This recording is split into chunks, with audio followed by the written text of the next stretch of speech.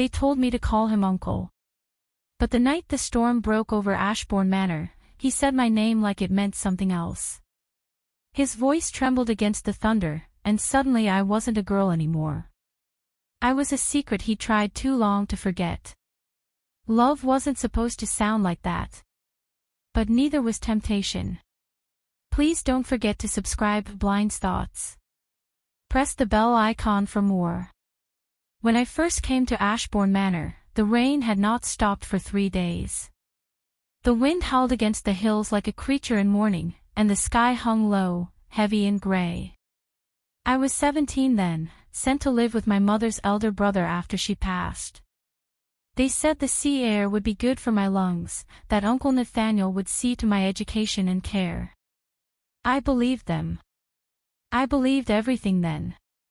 He met me at the door himself, tall, reserved, and severe, the kind of man who seemed to have stepped out of an old portrait. His eyes, gray as the storm outside, flicked over me once, then softened almost imperceptibly.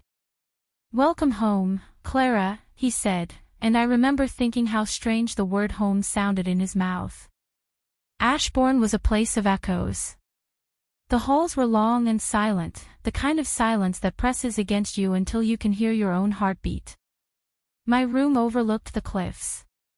Every night, I could hear the ocean gnawing at the rocks below, and sometimes, in the darkest hours, I swore I could hear whispers in the walls, a woman's voice, low and sad. Nathaniel was kind in his distant way. He never raised his voice, never smiled easily, but there was a gentleness about him that unsettled me.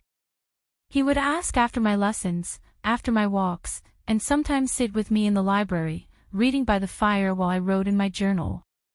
His presence filled the room even in silence. The townsfolk spoke of him in hushed tones. They said he was a widower, that his young wife had drowned in the sea below the manor. Some said it was an accident. Others said the cliffs had taken her because the house demanded sacrifice. I tried not to listen, but their words clung to me like the fog that rolled in from the sea. It was in that fog, one evening, that I began to see him differently. I had gone walking after supper, my shawl drawn tight around my shoulders, when I lost my way along the cliffs.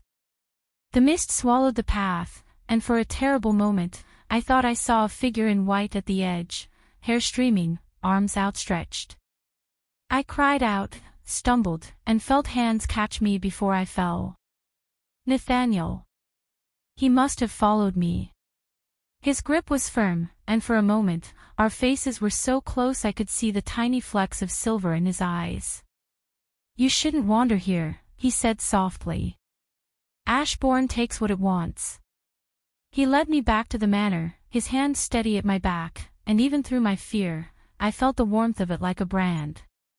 After that night, I began to notice things I hadn't before. The way his gaze lingered on me when he thought I wasn't looking. The way his voice dropped, low and quiet, when he said my name. Sometimes, when I passed his study door, I could hear the faint scrape of a chair, as if he'd risen to come after me but changed his mind. I told myself it was nothing. I called him uncle as I always had, though the word began to taste strange. Then came the storm that changed everything. It was midsummer, though the wind howled like winter. Lightning split the sky, and rain lashed the windows. The servants had gone to town for supplies and been caught in the weather, leaving only the two of us in that vast, creaking house. The fire had nearly died when I went to his study to ask if he wished for tea. He was standing by the window, looking out at the sea, his reflection ghostly in the glass. "The cliffs are restless tonight," he said without turning. "Do you hear them, Clara?" I said I did. He turned then, slowly, and I saw something in his eyes that was not the calm restraint I knew. Something like grief, or hunger. "You remind me of her sometimes," he said. "Eleanor. Your wife?" I asked. He nodded. "She was about your age when we wed. Too young for this place. Too alive." His words trembled on the air between us. "I should have left. I should have turned and walked away. But the rain against the glass, the fire's dying glow, his voice low and rough, it was as if the house itself held me there. When he said my name again, softly, differently, it was as though the air changed. Clara. Not the way a guardian says it. The way a man might say it in the dark. I froze, my heart a wild, traitorous thing. He crossed the room in 2 strides and stopped just short of touching me. Forgive me, he whispered, and yet his voice carried something that felt like confession. I forget myself, sometimes, when you look at me like that. I wasn't, I began, but my voice broke. Because I had looked at him like that.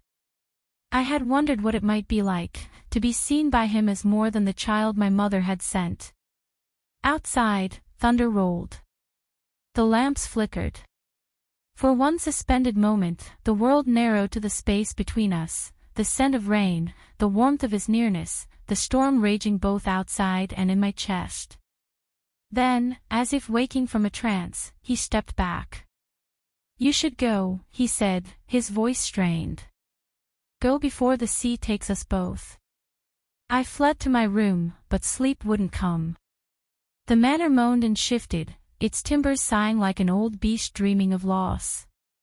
And beneath it all, I could still hear his voice, whispering my name differently. The next morning, he was gone from the house. They said he'd ridden into town before dawn. Days passed before he returned, and when he did, he was changed, drawn, pale, haunted. He barely spoke to me, and I could not decide if I was relieved or wounded. Autumn came. I tried to bury the memory of that night beneath books and letters, but it clung to me. Sometimes, I thought I saw Eleanor's reflection in the windows, her face blurred by mist, her eyes full of warning. Once, in the garden, I found a locket half buried in the soil, its clasp broken, her portrait inside. On the back, a single word, remember. I brought it to him. He took it without meeting my eyes. The sea gives back what it wishes, he said. And takes the rest. That winter, the storms returned with fury. One night, the wind shattered a window in the east wing. I woke to the sound of footsteps outside my door, slow, deliberate. I opened it, and there he stood, candle in hand, his expression unreadable. I couldn't sleep, he said. The house feels alive tonight. So did I. We walked together through the corridors, the candlelight trembling on the old portraits. In one, his wife looked down at us with sad eyes, her painted hand resting on his shoulder. She looks at peace, I said. She never was, he murmured. Nor am I. We reached the library. The fire was still burning low, and the air smelled of smoke and salt. He set the candle down and looked at me as though weighing the years between us. Clara, he said again, my name rough with something he couldn't, or wouldn't, name. For a long time, neither of us moved. The clock ticked. The wind sighed through the chimney. And I understood, then, that love and ruin were often the same thing. He didn't touch me. He didn't need to. The silence between us spoke louder than any embrace.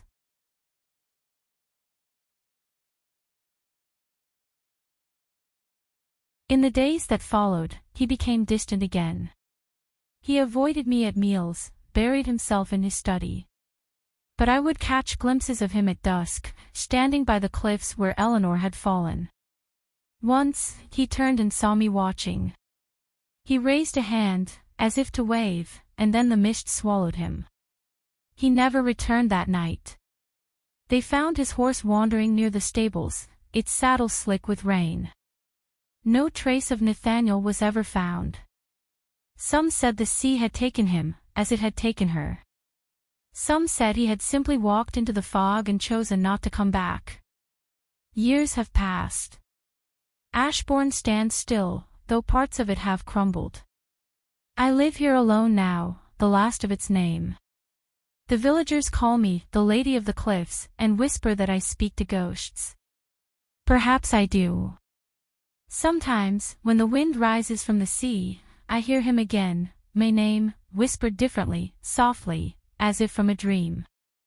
And I remember the warmth of his hand, the sorrow in his eyes, the night the storm nearly carried us both away. I called him uncle once. But that word no longer fits the ache he left behind. Now, when I walk the cliffs at dusk, I do not fear the sea. I only listen, for his voice, for hers, for the echo of a love that never truly belonged to this world. And when I whisper back, the waves seem to understand. They carry his name, again and again, into the dark. Thanks for your precious time. Don't forget to press the bell icon for more.